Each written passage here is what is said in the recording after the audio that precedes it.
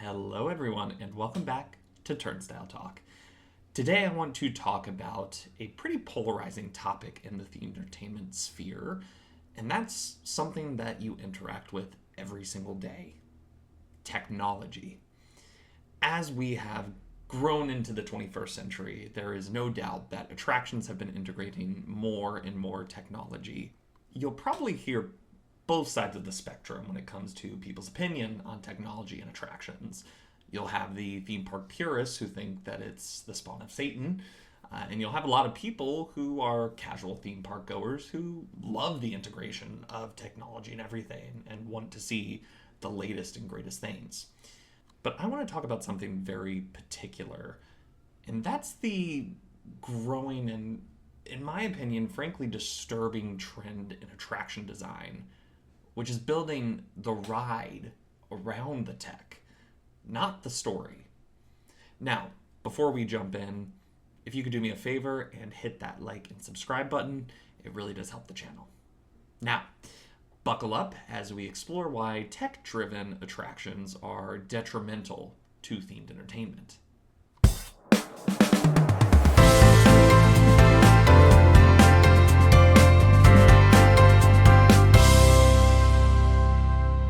Now, I want to take a step back.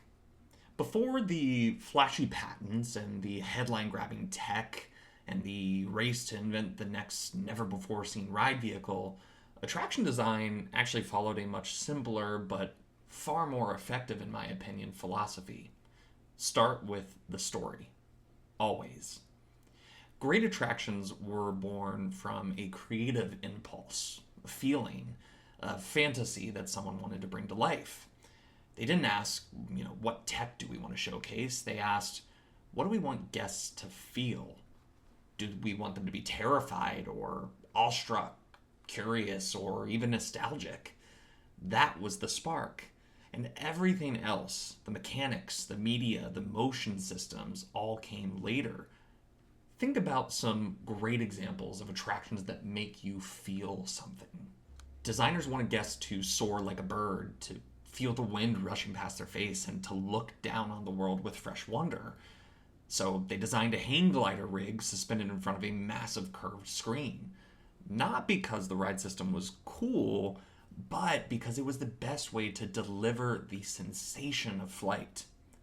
Pirates of the Caribbean is another great one. A flume system really wasn't the selling point there. It was just the vehicle for a narrative told through brilliant staging and unforgettable characters. That ride became iconic because of how it made people feel. They felt transported and amused and fully immersed in the Pirates of the Caribbean attraction. One of the most famous ones that I can think of is the Haunted Mansion. The Imagineers certainly didn't begin with ride hardware. They started with a mood, an atmosphere, a blend of spooky and silly. A haunted house that was more mischievous than malicious. And the Omnimover system just came later. It was a solution to control the guest's field of view so that every scene felt perfectly staged. Going over to Universal, best example of this for me is The Amazing Adventures of Spider-Man. Even way back in 1999, they didn't start with, we want to build a motion-based dark ride with 3D screens. The question was, how can we make people feel like they've stepped into a comic book? How do you make a superhero story come alive in 3 dimensions? And once they knew what they wanted guests to experience, then they stitched together the hardware to make it possible. They didn't chase innovation for its own sake. They chased impact. Because here's the truth that I don't think a lot of people like to recognize. When you start with the story, you just make decisions differently. You think like a filmmaker, like a playwright, like a dreamer. You build every moment around the guest's journey, not around what looks impressive on a press release. These rides, the ones that I had mentioned that started with a story, are the ones we keep coming back to. They're by no means the most advanced, and they don't always have the most expensive tech, but they stick with you. You might ask yourself, why? Well, they weren't designed to dazzle your eyes.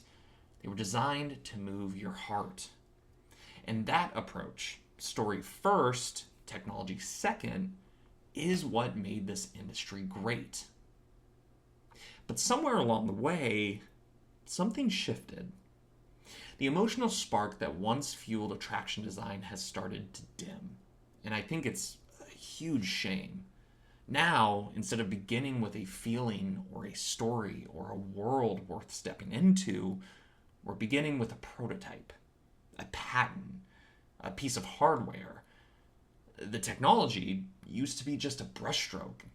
Now, it's the canvas. And what we're seeing more and more of are rides and shows built not to tell a story, but to show off a product. You can feel it in the pacing and the set design, in the strange emptiness you leave with, even when the ride had all the right ingredients on paper. Let's look at a few examples. I think the first one that comes to mind is Guardians of the Galaxy Cosmic Rewind. And a lot of people will say, well, I love that coaster. It's so much fun. It's exciting. It's a revamped Space Mountain. This ride, in fact, was a headline before it was a concept. A first-of-its-kind coaster with backward launches and rotating vehicles. And sure, on a technical level, I'd say it's great. The ride vehicles are elegant and fluid, and they are thrilling. The onboard audio is definitely fun. And yet, when I ride it, the story is so thin, it basically evaporates. You're chasing a vague, barely introduced villain through a nebulous cosmic landscape. I mean, there's some mumbling about celestials and such, but then you're just kind of spinning through space with a disco soundtrack blaring in your ears. Is it fun? Sure. But is it meaningful? I would venture to say no. It's a dark ride that really forgot to bring the ride part and the dark part. You're just drifting through projected starfields being told a story instead of experiencing one. It's not really a Guardians ride. It's a ride that's been labeled Guardians, built to spotlight a rotating coaster car. And I would say that's about as deep as it goes. Next, let's talk about Web Slingers. This attraction, I would say, is probably one of the greatest disappointments in Disney history. It should have been the crown jewel of Avengers Campus, but instead, it's become mostly a glaring cautionary tale.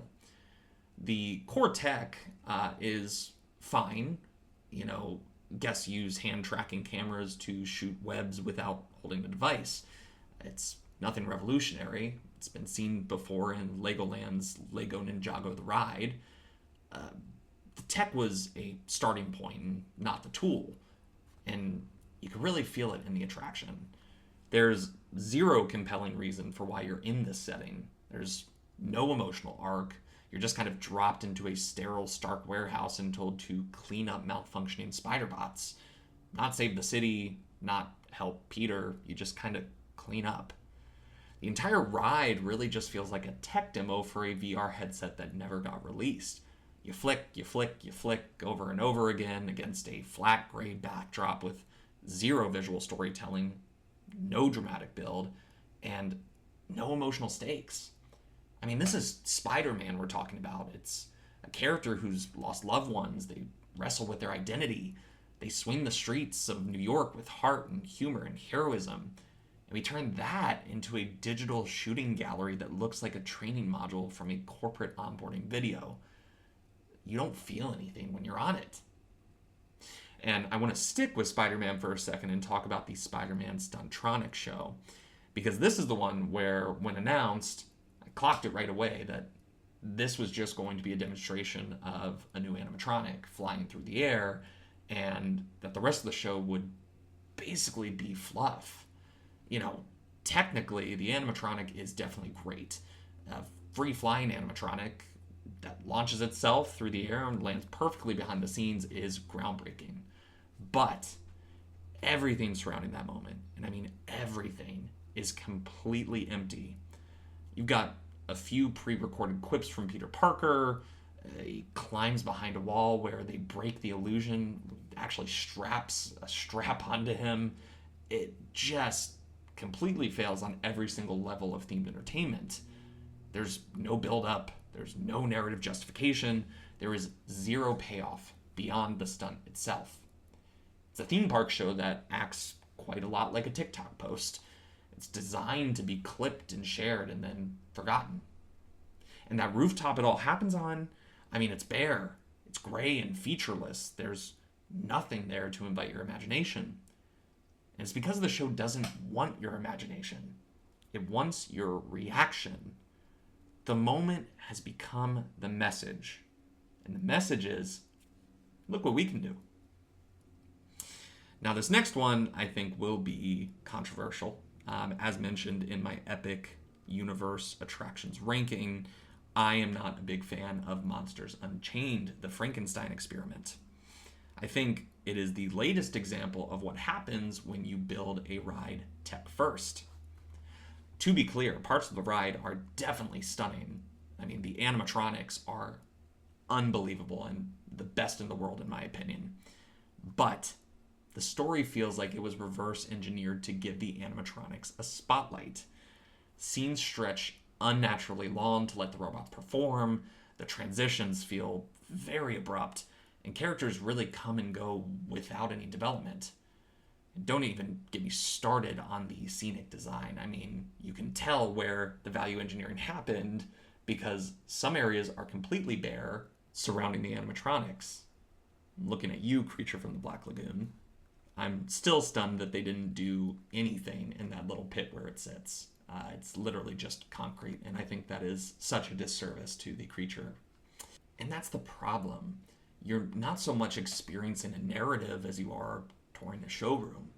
Here's our newest figure. Now, watch it move. Okay, next. Even the finale, what is supposed to be an emotionally intense moment in the experience, it feels very rushed. It's like you've hit the hardware limit and it's time to move on. When you lead with technology, when you start your creative process with a piece of hardware instead of a human emotion, something vital gets lost. And that's the soul. Because in that rush to innovate and to impress and dazzle, you forget why we build theme park attractions in the first place. It's not to flex our engineering muscles. It's not to market world-first gimmicks. It's to make people feel something. And when that mission gets sidetracked, when technology becomes the priority instead of the instrument, you end up with rides that look spectacular, but feel completely hollow. You remember the flip, you remember the rotation, the animatronics lifelike blink, but you don't remember the moment. You don't remember the emotion or the story. Great attractions, and not just great, but timeless attractions, aren't remembered for their mechanics. They're remembered for how they made you feel in the dark. It's the hush before the drop. It's the laugh you shared with your parents. It's the lump in your throat when the music swells and something just clicks. That kind of resonance doesn't come from a servo motor or a track switch. It comes from meaning, from story and artistry.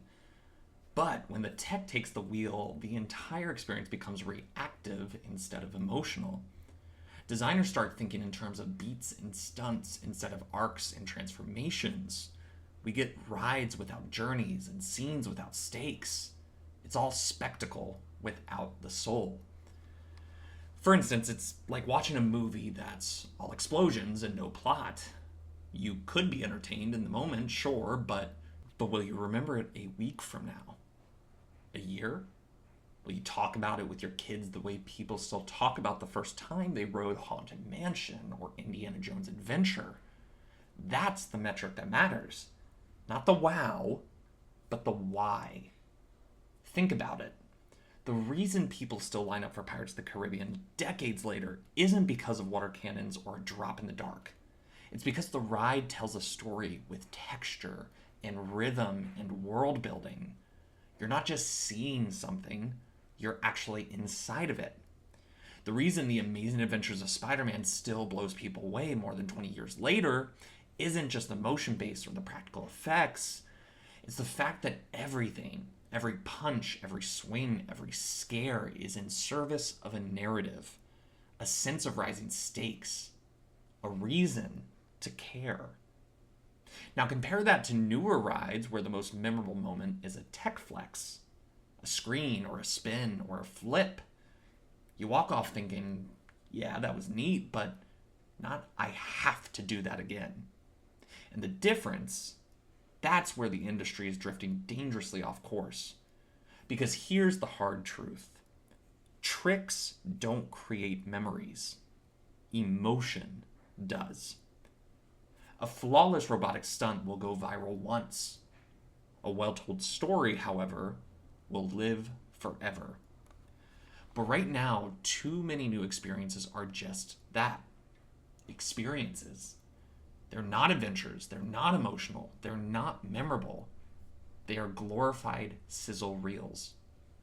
And if we don't start shifting back to story-first thinking, if we keep letting the tech dictate the narrative instead of the other way around, then we risk losing the very thing that makes theme parks more than just machines. We lose the magic. And no algorithm can bring that back. So why is this happening? I think that's the question of the hour.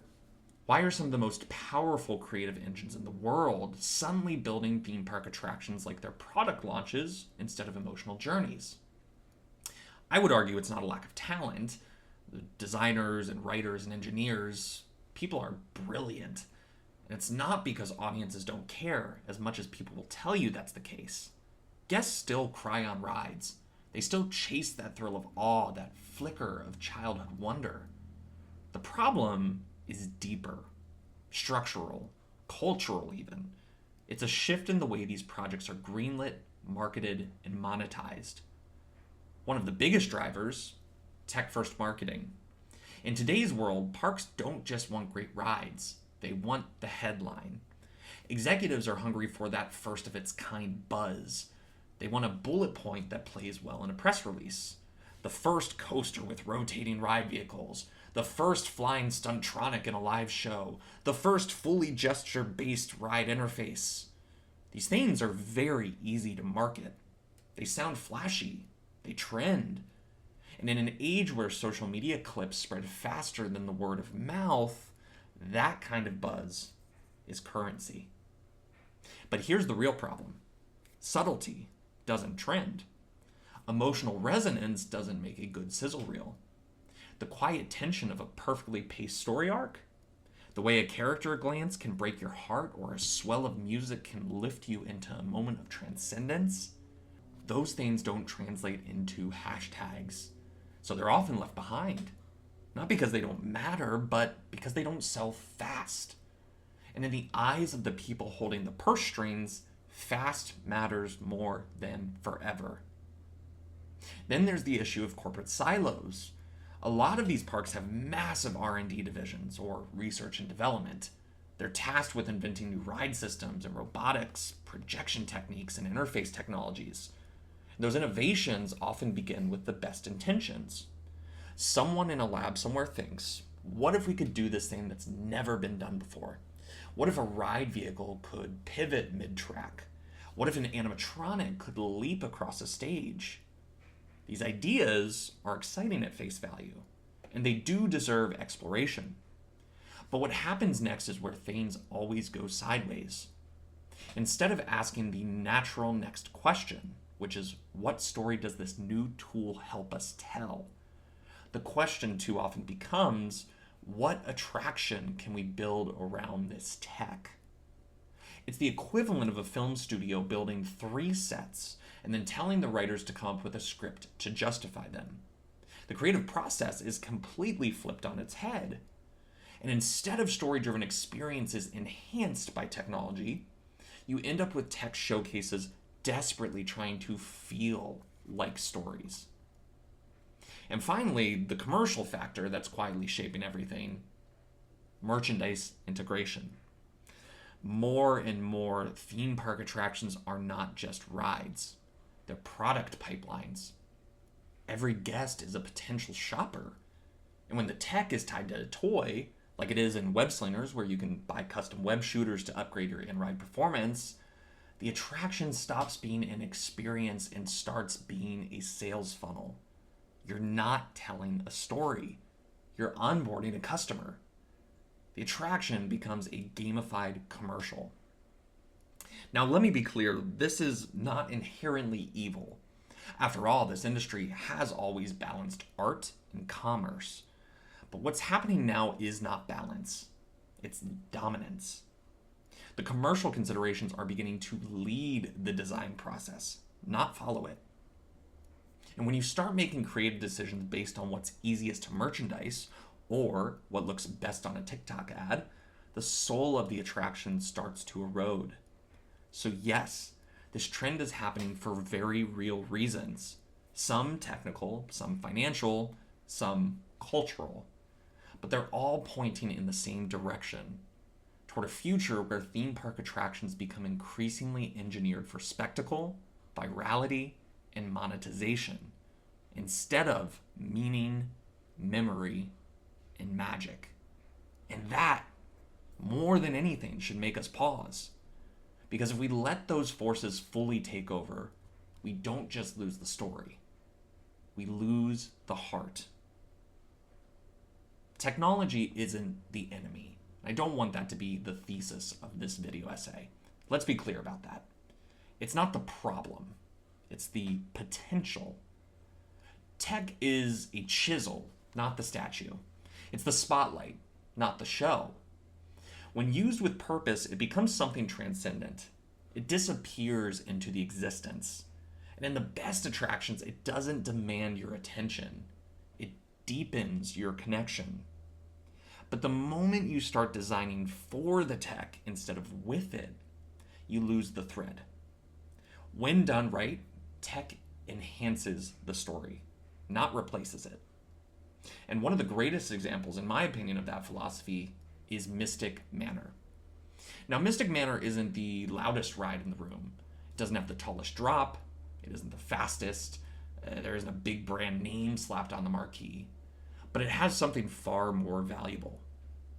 Harmony. Every piece of technology in Mystic Manor, every projection, animatronic, every beat of motion is there to serve one thing: the guest journey. The trackless ride system is not the headline. It's a character in the story. It lets each vehicle react in real time to the chaotic magic unfolding in the manor. It creates intimacy and playfulness. You don't ride Mystic Manor so you can see what the trackless tech does. You ride it to follow Albert the monkey into a world of cursed artifacts and musical enchantment. And you better believe you remember it. Not for what it could do, but for what it made you feel. You laugh and you gasp and you just fall in love with it. Because it was never about showing off a tool. It was about letting the tool disappear into the story. And that's the benchmark we should be striving for. Not rides that lead with what can we do, but rides that begin with what should we say. The answer is not to throw out new tech. It's to put it back where it belongs, behind the curtain, in the wings, supporting the spotlight. Because when you get the balance right, something incredible happens. The ride becomes more than a ride, becomes a memory, a moment of pure emotion. And the industry knows how to do this. I think that's what's so frustrating. We've done it before. It's not just with Mystic Manor, but attractions like Tower of Terror, Spider-Man, Flight of Passage, even classics like the original Pirates. And there are even companies doing it well to this day. Epic Universe being a great example. In my previous video of ranking Epic Universe rides, I mentioned Constellation Carousel being an emotional achievement. These rides weren't designed to flex. They were designed to transport. That's the path forward. Let the tech be invisible. Let the story be undeniable.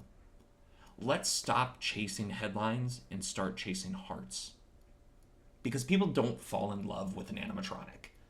They fall in love with a character. They don't remember a ride vehicle. They remember the moment. They don't go home talking about the trackless system. They go home humming the music, quoting the dialogue, and reliving the journey. And That's something worth building again and again. So to my fellow creatives out there, tell the story first. Let the tech enhance it, not dictate it. And to the fans, keep asking for better, because rides aren't just rides. They're memories and emotions. They're worlds worth believing in. I want you to take a moment to think back to your first time visiting a theme park. Maybe it was with your parents, your grandparents, a friend. But what I do know is I guarantee that within that memory, there is an emotion attached to it. Perhaps it's the smell of the popcorn as you're riding on the teacups. Maybe you went to the Amazing Adventures of Spider-Man and you could feel the heat of the pumpkin explosion. These are the moments that rides should be designed for. Thanks again for listening to Turnstile Talk. I know this one is another long one, but I hope you guys are enjoying it. Again, be sure to hit like, subscribe, and also let me know in the comments, what is a ride or show that amazed you with story and tech?